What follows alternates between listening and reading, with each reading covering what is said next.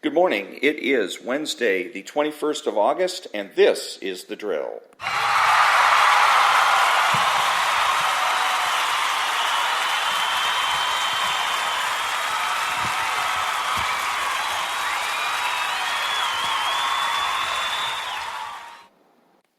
Thank you very much, and this is Ron, your host, the only true conservative in the United States of America today, because I'm the only one that makes the presumption for the status quo. My podcast is called The Drill, and it's about demonstrating how to beat the left each and every day. And my podcast is made possible by Spreaker.com. It can be heard on iTunes, Spotify, Google, and YouTube. My email address is storytimes@hotmail.com. I'm on Twitter at Ronald Hardgrove, and on Facebook at The Drill. I started my socio-political odyssey as a conservative Republican. I was taught by the left that I was a conservative because of where I stood on the issues, which sounded reasonable, but whenever I engaged a liberal in debate, I couldn't win. I soon figured out that the issues were in reality a trap. The issues were created by the left for the left. So, is there any way for a conservative to win? Yes, by redefining what it means to be a conservative and redefining the issues. By becoming a true conservative, I will not only win, I will never lose. The purpose of my podcast is to demonstrate how to defeat the left each and every day. So today I am going to be discussing, I'm actually going to be reading a book called SOS Venezuela. I'll be reading the preface to this, and this is a little bit about the history of how Venezuela got to where it is today, because there's a little bit of news today about Venezuela that apparently the inflation rate in Venezuela at this particular point has reached 10 million%, or I believe it's 10 million%. So in other words, the money is worth absolutely nothing. So anyways, I'll be reading the preface to SOS Venezuela. I'll be discussing objectivity versus subjectivity and explaining how to defeat socialism by confronting conservatives when I come back.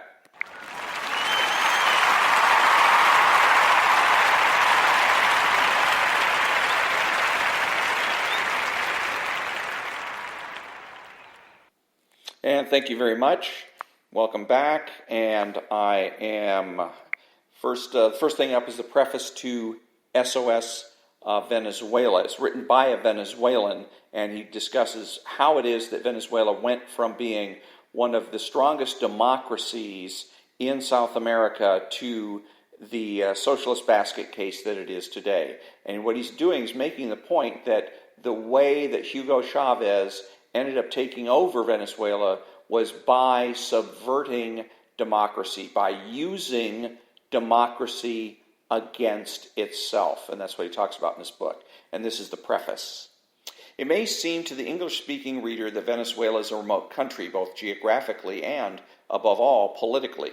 A country which has become a hot topic of discussion in recent times without it being entirely understood what is going on over there.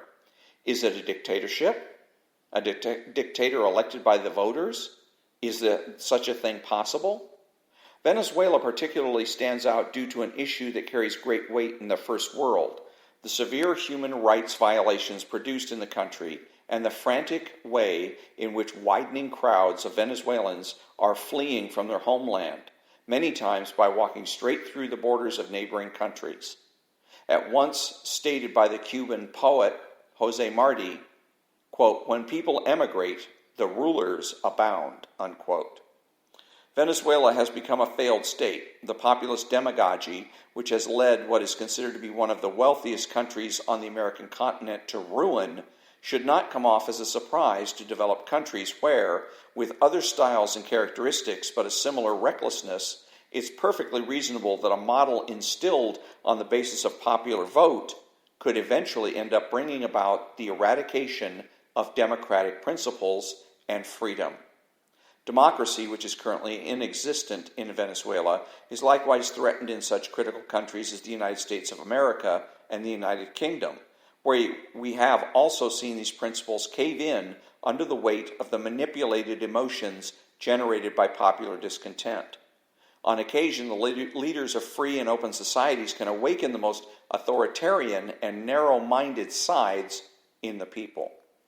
In this book, we're going to describe to you how the aforementioned process of emotional and political manipulation, which employed democracy in order to effectively end democracy, was produced in Venezuela. We boasted the most resilient democracy on the continent and, with its imperfections, gave rise to the greatest period of progress, peace, stability, and tolerance that Venezuela has ever seen. First off, we shall conduct a quick run-through of our past to place the reader in the context of the crisis we are facing, as well as our deepest roots. What is happening in today's Venezuela is not an isolated occurrence. On the contrary, we must examine some of the greatest evils that have marked our historical timeline: caudillismo, militarism, profit-seeking for capitalist gain, and much more.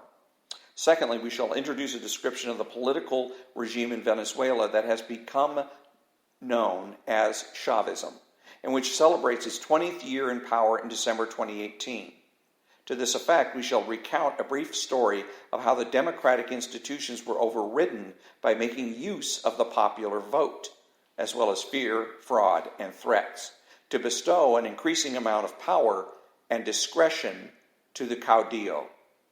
We shall denominate the administration of Hugo Chavez as the soft dictatorship, because it represented the transition from democracy to dictatorship, a transition by means of which democratic institutions were progressively dismantled and eliminated.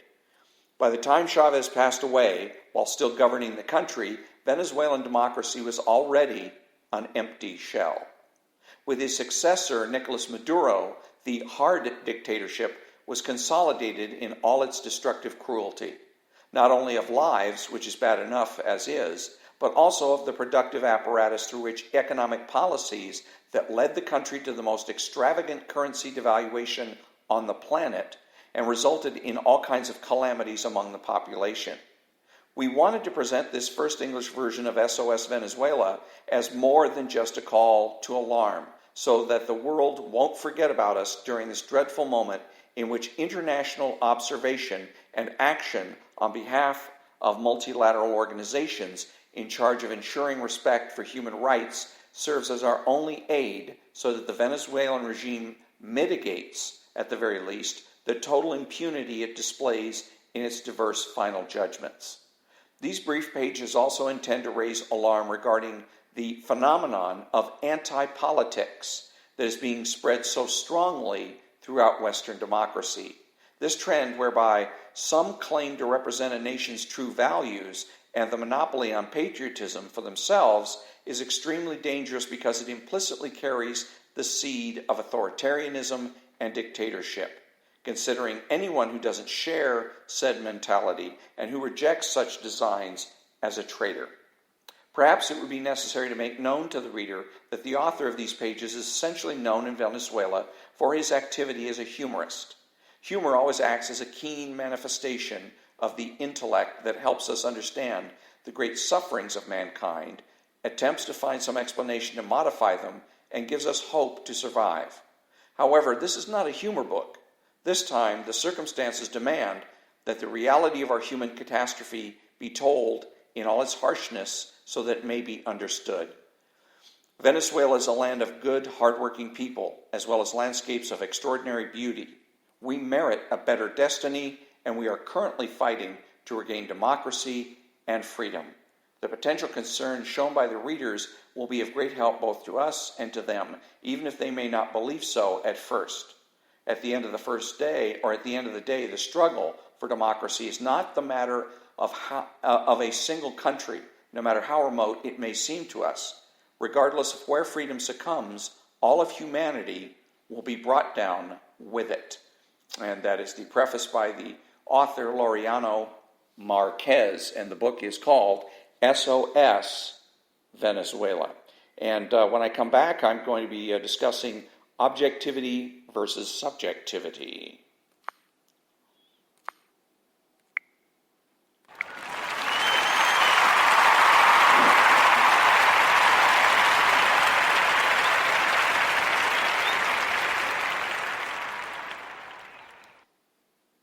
Thank you very much. Welcome back. Objectivity versus subjectivity. So you may ask, objective, subjective, who cares, Ron? It all sounds so academic. And objectivity and subjectivity are issues of metaphysics, philosophical, a branch of philosophy known as metaphysics. And it's a good question. So let's use an example to illustrate the answer. And let's use foreign policy, and more specifically, the acquisition of nuclear weapons by North Korea. North Korea has some nuclear weapons and unlimited methods of delivering them. North Korea has been developing nuclear weapons for several decades, and all foreign policy experts have agreed that North Korea in possession of nukes is a geopolitical disaster. And yet, North Korea is indeed in possession of such weapons. How did we get here? Simple. Subjectivity. The denial of reality.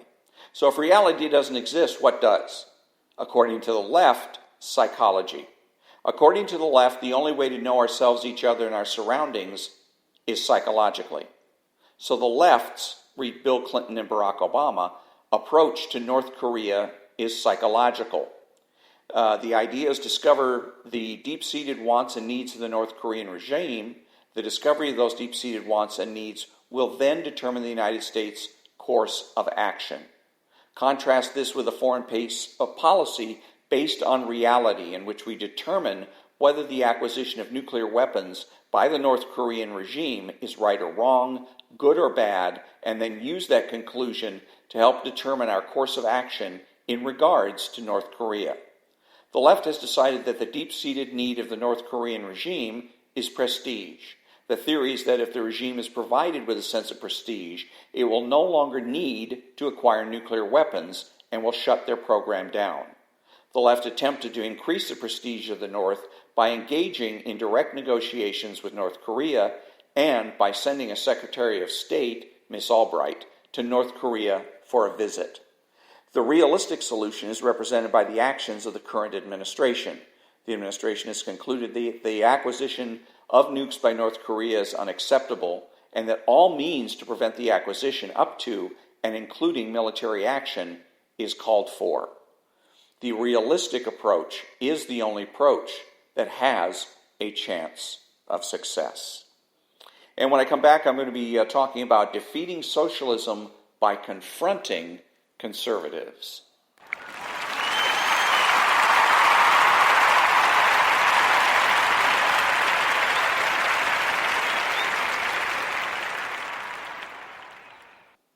Thank you very much. Welcome back.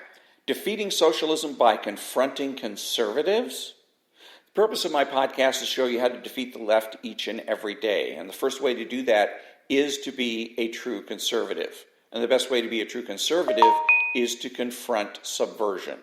Simply put, subversion is about turning reality on its head. Reality is unreal. Knowledge is ignorance. Smart is stupid. Morality is immoral. Beauty is ugly. Conservatives must recognize and counter subversive activity. Evil is winning in this country because conservatives are doing nothing. As an example, there was an ad campaign run by a clothing manufacturer called Diesel, and that's a clothing manufacturer that manufactures jeans and the like. It's basically casual wear. And the theme of this campaign was that stupidity is desirable, that it is a good idea and a good thing to be stupid. Not one single conservative voice raised an objection to this campaign. I suspect because most conservatives failed to take it seriously, and they should have. Sometimes we fail to object what is wrong because, of course, we don't take it seriously, and sometimes because we wish it was right. Wouldn't it be nice if we could act with impunity, if we could act without having to concern ourselves with the consequences? So in this particular case, wouldn't it be nice to be stupid, to be able to act on impulse and not have to concern ourselves with the consequences? Because that's what the ad is suggesting. Be stupid, it's okay. You don't have anything to worry about. Wrong. And I would like to remind my audience that there's no such thing as being a cafeteria conservative. You can't declare the supremacy of reality on one hand and at the same time advocate stupidity on the other. You're either conservative or you're not. And every conservative must confront others who talk conservative but act subversive.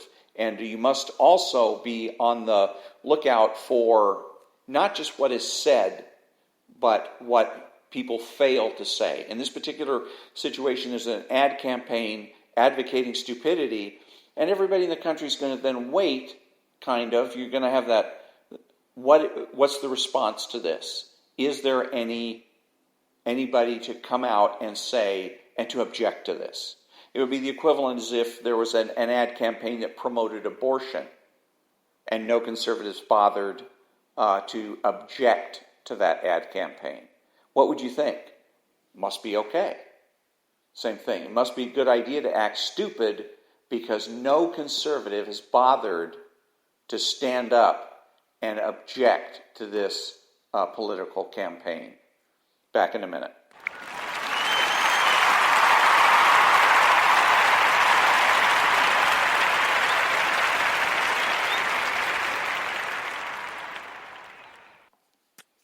And welcome back. Who are the true conservatives? They are the people that understand that conservatism is not just political, but cultural as well. They are patriotic people who use common sense. They make judgments, refuse to speculate, speak clearly and definitively, and are not afraid to say no. They are open-minded, asking why rather than why not. They are consistent, credible, and influential, not ashamed of their existence, unafraid to learn or correct their mistakes. They are normal Americans. And that brings me to the conclusion of another episode of The Drill. And until next time, thank you very much for listening, and have a great day.